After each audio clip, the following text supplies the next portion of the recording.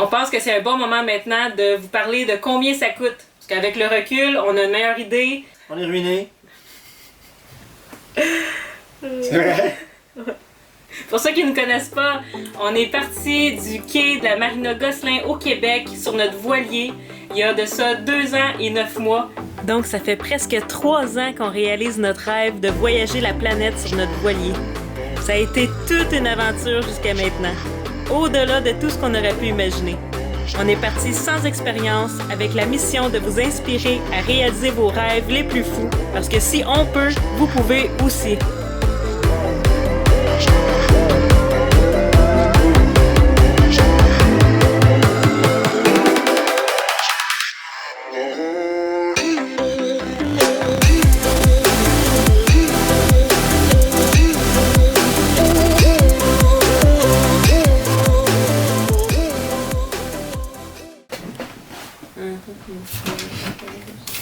Je fais attention quand tu touches la table. Là. Ça fait quoi? Quand tu touches la table. Tu restes.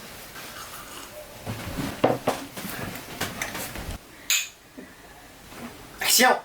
Patrice, combien ça coûte faire le tour du monde en voilier? Ça va coûter tout ce que tu as dans ton compte de banque.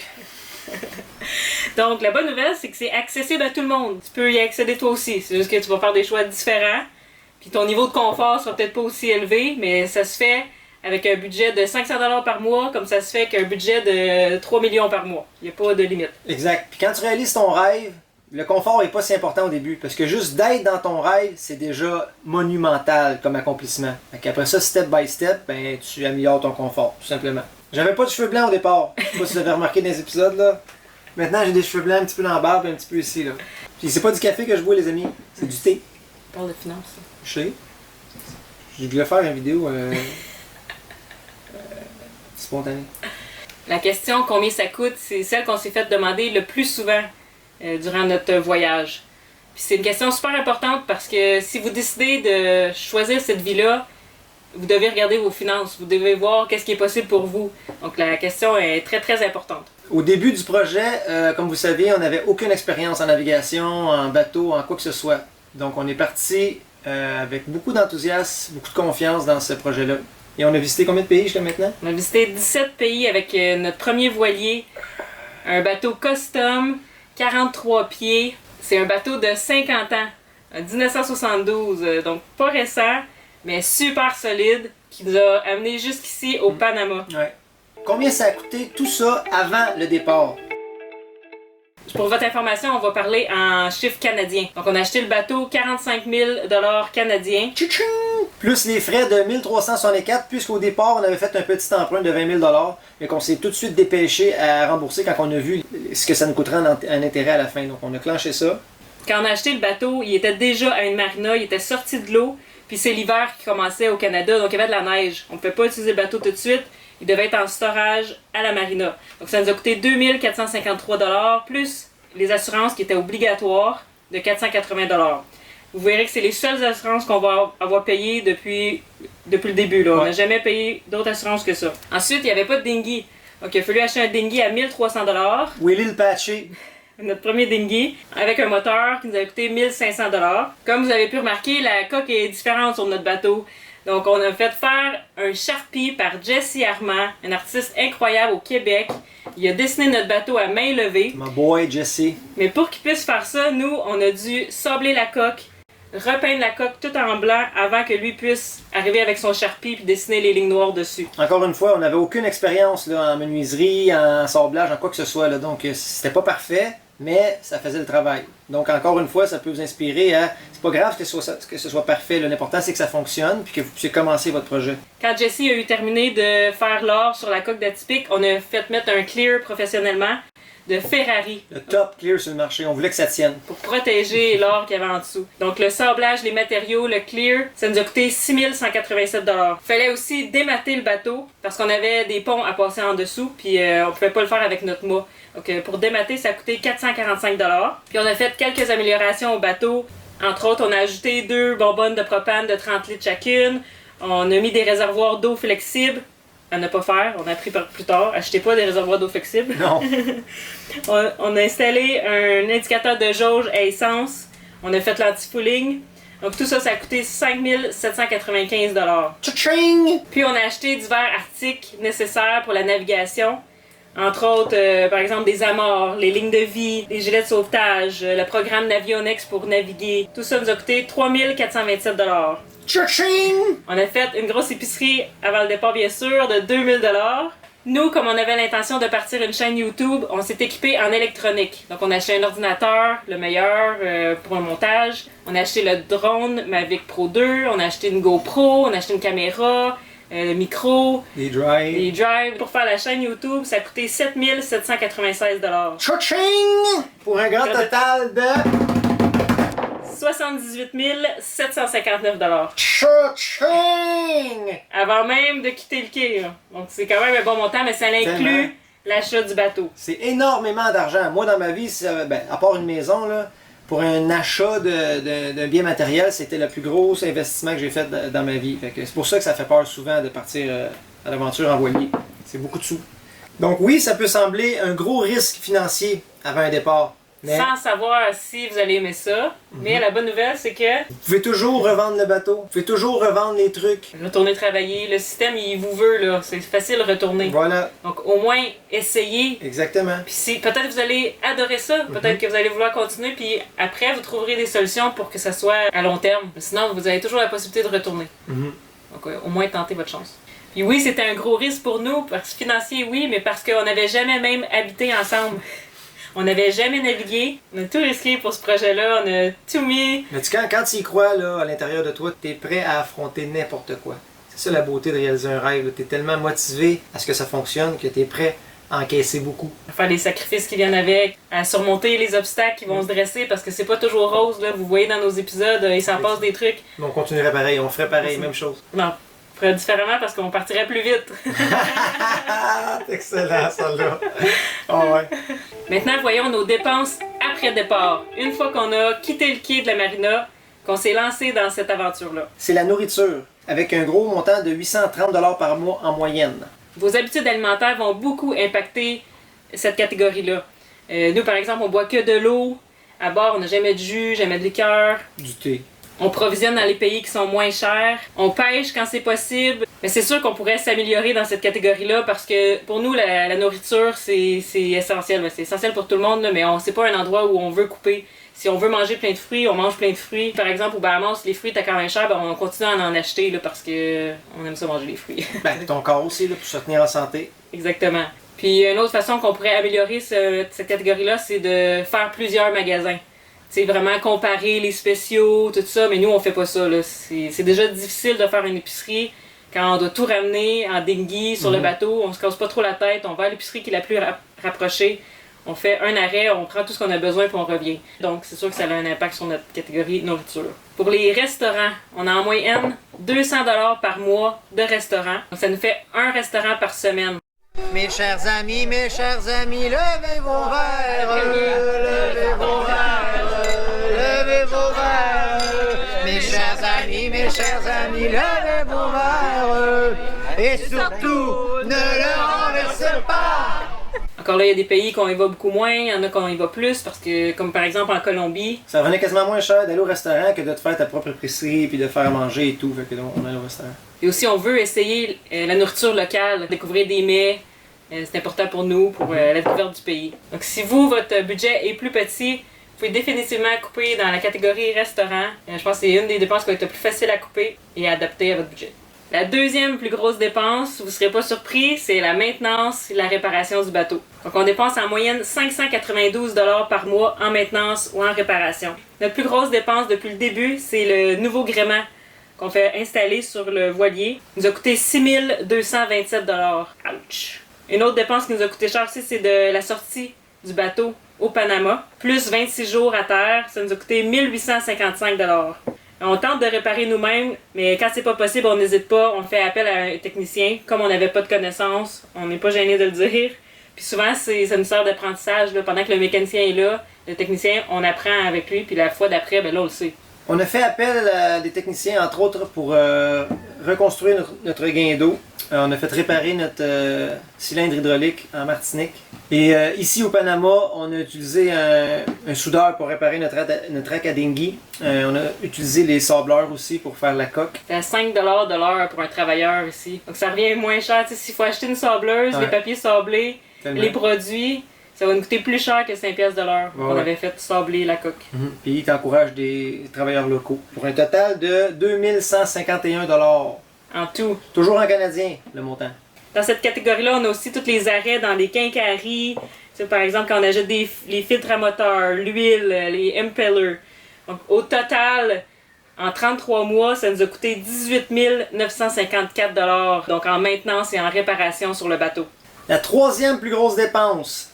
C'est les articles variés. Dans cette catégorie-là, notre plus grosse dépense a été notre moteur à dinghy 15 forces.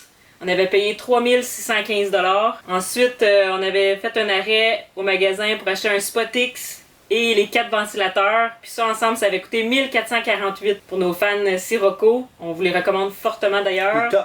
C'est les top fans, puis ça change la game. On avait aussi acheté une encre Delta au Bahamas quand on s'est rendu compte que notre encre Bruce nous convenait pas. On avait payé 800$. Finalement, on a reçu notre Delta livré par Denis. Merci Denis. Merci Denis, my God! Une belle 55 livres Delta style charrue. Donc en moyenne, on dépense 444$ par mois. En articles variés. Quatrième, les loisirs. Ouais, ça c'est la catégorie qu'on aime. On aime ça. On fait ça pour s'amuser, hein? Vous voyez toutes les catégories que ça prend d'abord pour pouvoir s'amuser. Ensuite, on s'amuse. Donc on dépense en moyenne 382$ par mois pour s'amuser. Mais nous, quand on est arrivé aux Bahamas, on s'est tout équipé en plongée. C'est par exemple les wetsuits, les masques, les PAM, les bonbonnes, les vestes CBD, tout ce qu'on avait besoin pour plonger. Ça nous a coûté 6804$. Cha-ching! Ouch! On a dépensé 498$ pour de l'air. Donc quand on plonge, quand on remplit les bonbonnes, entre autres à Curaçao, on avait fait beaucoup de plongées. Ouais.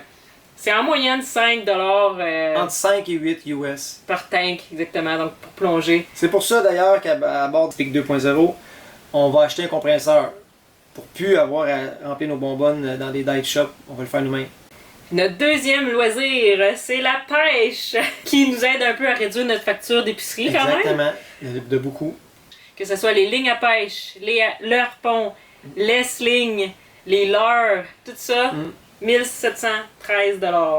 Donc maintenant qu'on a notre équipement de pêche et de plongée, les prochaines années vont nous coûter beaucoup moins cher dans le département des loisirs parce qu'on a l'équipement. Donc c'est sûr que la première année, les 2 premières années, c'est les plus dispendieuses. Puis après, l'équipement est déjà à bord, donc ça coûte moins cher. C'est juste de remplacer ce qui brise et maintenir. Maintenant, on est rendu à la 5e catégorie, la chaîne YouTube. Combien ça nous a coûté pour vous partager des vidéos toutes les semaines? Oui, parce que selon beaucoup de personnes, YouTube c'est gratuit. Mais de mettre des vidéos sur YouTube, il y a un coût relié à ça. Exactement. Puis le coût est assez élevé, vous allez peut-être être surpris. 322$ par mois qu'on dépense en moyenne pour faire ces vidéos-là. N'incluant pas le montant de départ qu'on a mis pour acheter les appareils, laptop, caméra et tout. Exactement. Là. Donc il y a un 7000$ au départ. Ouais. Puis en plus, à tous les mois, on a une moyenne de 322$. La réparation du laptop qui nous a coûté 680$ parce qu'on a changé l'écran puisqu'on a eu des problèmes avec. Il y avait eu une fuite d'eau. Dans la fenêtre avant, quand on a pogné une méga vague, puis il y avait eu du sel qui rentrait un peu dans l'écran, donc ça l'a... Exactement, on n'avait pas le choix de réparer ça. Puis ensuite, il y a tous les programmes de montage. Logiciel Movavi. Exactement. Artlist pour les droits d'auteur. Pour toute la musique qu'on utilise dans les vidéos, on paye des droits d'auteur pour ça. On est dans un environnement marin, salé, humide. C'est pas un bon mix avec l'électronique. Tout se désagrège, on doit continuellement renouveler nos appareils. Donc en total, pour faire ces vidéos-là, depuis le tout début, ça nous a coûté 10 315$. C'est assez surprenant, j'étais surpris quand j'ai vu le montant. Après ça, on a des catégories comme le diesel. Ça nous coûte 152$ par mois en moyenne. Le transport sur terre, ça inclut les autobus, les taxis, les vols d'avion. Par exemple, quand on a été explorer la Colombie, on est allé à Bogota, on a pris des vols. Et ça, c'est en moyenne 152 $ par mois. Les frais d'Internet des communications, c'est 119 $ par mois. On est YouTuber, donc l'Internet, c'est super important. On s'engage à publier un épisode par semaine, donc ça veut dire qu'on est toujours à la recherche d'Internet. Des fois, on paye peut-être un peu trop cher pour avoir accès, mais On n'a pas le choix. on n'a pas le choix parce que nous, on veut livrer un épisode à tous les dimanches. Donc, c'est un engagement qu'on a pris. Ça vient avec des coûts. Souvent, on va utiliser les Wi-Fi, par exemple, dans les restaurants pour télécharger les épisodes parce que c'est énormément de données. Même à ça, ça nous revient quand même à 119 $ par mois. On avait une grosse journée devant nous ce matin puisqu'on upload des vidéos pour qu'ils soient en ligne demain, dimanche. Fait qu'on est venu au petit resto ici, Panera. On est arrivé à 10h, il s'en va à 6h. Fait qu'on a fait le chiffre, on voit les nouveaux employés rentrer. Les autres s'en vont, nous autres on reste encore pour terminer. Véronique avec Rampé.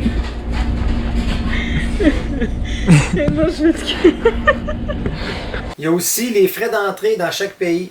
À certains endroits, c'est vraiment raisonnable. À d'autres endroits, c'est beaucoup plus cher, comme Aruba, qui nous a coûté le plus cher, à 559 $ pour entrer.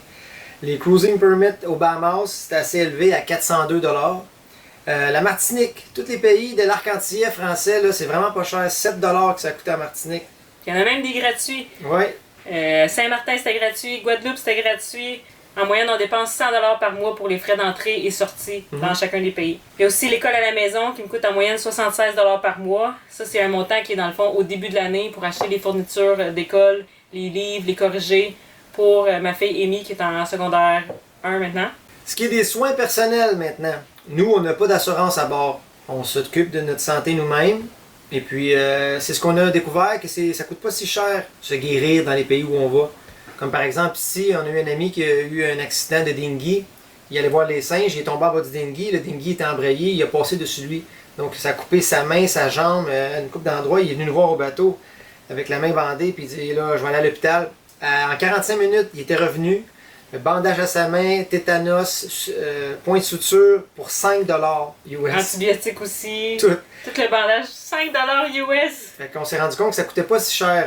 À moins que ce soit une chirurgie importante, là, ça pourrait vraiment les coûts dépasser, mais en général, c'est vraiment abordable.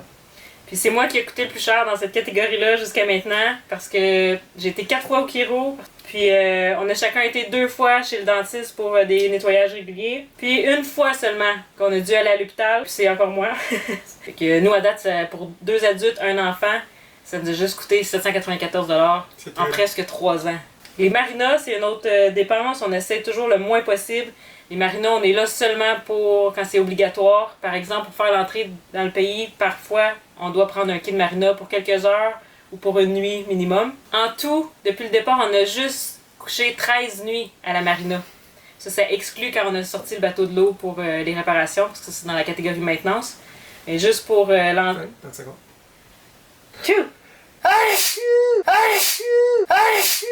Donc ça nous coûte en moyenne 34 $ par mois à la marina. Pour un total de 1082 $ depuis le départ. Les bouées d'amarrage. On n'en prend pas si souvent non plus, mais les fois qu'on les prend, on est obligé dans les parcs nationaux, puis on est bien d'accord avec ça, hein, pour sauvegarder les coraux, là, les angles, ça accroche là-dedans, donc quand c'est des moorings, des bouées d'amarrage, mais ça endommage moins. Ça endommage rien. Quand c'est des parcs protégés, souvent c'est ça, ils t'obligent à prendre une bouée. Ouais. Ça nous fait toujours plaisir, là, on s'empêche pas d'aller à un endroit parce que c'est ça. Donc pour les bouées d'amarrage, ça nous a coûté 26 $ en moyenne par mois. On a aussi une catégorie pour notre chien Windy! Windy la chienne salée! Elle m'a coûté jusqu'à maintenant 2489 $. Ça n'inclut pas sa nourriture. Et il y a un 772 $ là-dedans de cours de dressage. Puis sinon, le reste, c'est... par exemple, quand elle prend l'avion avec nous pour Bogota, il y a des frais là. Il y a aussi ses frais de santé, ses différents vaccins. Pour les Bahamas, il fallait la micro-pucée. Toutes ces dépenses-là, ça a monté quand même assez rapidement à 2489 $. On l'aime, cette chienne salée. Elle nous aime aussi. Depuis le début du voyage, ça nous a coûté à peu près 200 $ de boxer pour moi, plus ceux qui m'ont été donnés. Donc merci généreusement aux donations de boxer. De boxer. Parce que vous savez, là, c'est juste ça qui porte presque. Exact. Qui coupe sur le cou pour des t-shirts, des... Voilà. Ensuite de ça, d'autres dépenses, l'essence et l'huile à dinghy, parce que nous c'est un 2 temps, donc on mélange l'huile avec l'essence. C'est 36 $ par mois. Navigation, carte Navionics et compagnie, 33 $ par mois. Ensuite de ça, on a Le propane, ça nous coûte en moyenne 13 $ par mois. Puis l'eau, c'est notre plus petite dépense, seulement 12 $ par mois.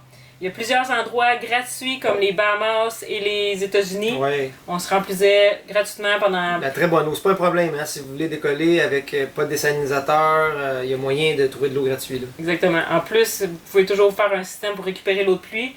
Mais on n'en avait même pas pendant ces années-là. Puis ça nous a coûté quand même juste 12 $ par mois. Donc c'est la plus petite dépense qu'on a.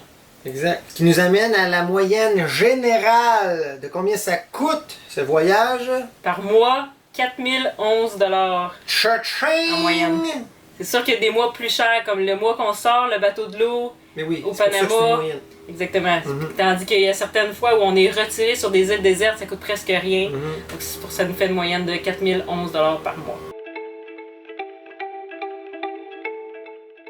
Souvent, les gens nous demandent combien on paye pour l'assurance du bateau, où on se fait assurer pour le bateau. On n'en a pas d'assurance de bateau. On n'a jamais eu d'assurance de bateau, sauf la fois où quand on était sorti de l'eau à l'achat du bateau, on n'a pas eu le choix. Le bateau était déjà là. Mais sinon, tout le reste du voyage, on n'a pas eu d'assurance. Il y en a qui pourraient trouver ça une folie, mais avec l'expérience qu'on a maintenant, c'est pas si risqué que ça. Oui, il y a un risque relié à ça, mais on est toujours sur le bateau ou presque, donc on le surveille. Et quand on navigue, le pire qui pourrait arriver, c'est qu'il coule, parce que là, tu perds la totalité. Mais ça peut arriver, mais c'est très rare. Puis les autres, c'est des petits accrochages au quai ou entre bateaux quand il y a des gros vents, puis c'est quand même assez facile à réparer. Là. Fait que oui, ça pourrait te coûter un coup, mais jamais un coup d'assurance. Au départ, on n'avait pas d'expérience, puis c'est quand même un bateau de 50 ans. Donc, on n'était pas vraiment assurable de toute façon. Voilà. Puis les assurances Tour du monde, c'est difficile à obtenir parce que souvent tu as des restrictions, faut que tu sois en haut de telle latitude, Pendant la saison des ouragans. Exactement. Tu dois avoir un plan pour les ouragans, tu dois les aviser à chaque fois que tu changes de pays. Nous, on voulait pas toutes ces restrictions-là. Je choisis de prendre le risque, mais un risque calculé, puis on fait attention. Donc, comment on peut se permettre cette vie-là, ce lifestyle-là? Donc pendant ces 3 ans-là, on a payé nos dettes, on a fait des économies, on a tout vendu ce qu'on possédait. On n'a rien qui nous appartient au Québec. Ça nous a pris 3 ans de préparer ce projet-là. Puis quand tu as un objectif devant toi, là, comme un rêve, c'est encore plus facile de clencher tes dettes, de te serrer la ceinture pour tout mettre dans le projet. Ce qui est possible aussi, c'est de retirer vos fonds de pension de vos emplois. Moi, je ne savais pas ça, puis c'est Patrice qui me l'a appris. Lui, il a travaillé 15 ans dans l'imprimerie. Ouais. Il a retiré son fonds de pension. En 2013. Puis moi, j'ai retiré le mien en 2019, juste avant le départ. Puis vous pouvez aller chercher la totalité de ce que vous avez mis de côté pour votre fonds de pension. Vos employeurs pourraient vous dire que non, il y a une partie que tu peux pas toucher, c'est seulement après 65 ans. C'est pas vrai. Vous pouvez y avoir accès. Parlez à votre conseiller financier, à votre banque. Il y a des façons de faire. J'ai réussi à le faire. Patrice a réussi à le faire, donc c'est faisable. Si vous voulez pas attendre à 65 ans pour vivre, ben vous pouvez commencer maintenant votre projet, votre rêve, évidemment, que vous avez plus de fonds de pension après. Donc c'est un autre risque que nous, moi et Véronique, on était prêts à prendre pour vivre maintenant notre rêve. Et on se débrouillera après pour le reste, là. Qu'est-ce qui s'en vient. Exactement. C'est maintenant qu'on veut la vivre. Voilà.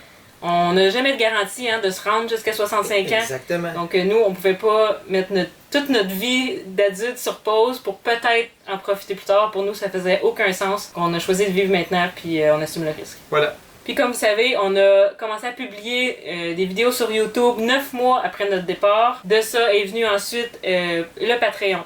Pour ceux qui ne connaissent pas Patreon, c'est une plateforme qui a été créée pour les artistes, les créateurs de contenu, que ce soit musique, vidéo. Les gens peuvent encourager directement les individus. Au lieu de passer par Spotify ou Netflix, là, tu encourages directement l'artiste de ton choix.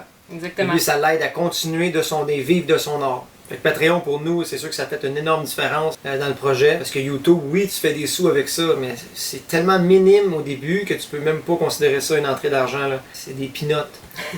Il faut vraiment que tu aies beaucoup de vues pour commencer à faire un montant important avec YouTube. On parle d'années, là. Ouais.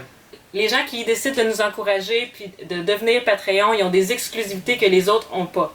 Par exemple, ils ont les épisodes une semaine avant tout le monde. Ils ont accès à notre localisation GPS. Quand on est dans une traversée, par exemple, ils savent exactement on est où. On a créé un groupe Facebook Patreon atypique. C'est un groupe privé. On publie tout, là, des vidéos, des photos, nos états d'âme. Tout est là-dessus, en fait. Là, c'est vraiment rempli d'informations. Puis en devenant Patreon, vous débloquez toute l'information depuis le début qu'on a créé le groupe. Là. Si vous voulez plus d'informations sur tous les chiffres qu'on vient de vous parler, on offre notre budget, notre état financier en détail. J'ai un gros document Excel avec plein de feuilles, plein d'informations. Si ça vous intéresse, vous pouvez aller voir là-dessus. Et aussi, nos Patreons ont le privilège de pouvoir venir à bord d'Atypique. Exactement. Nous rejoindre.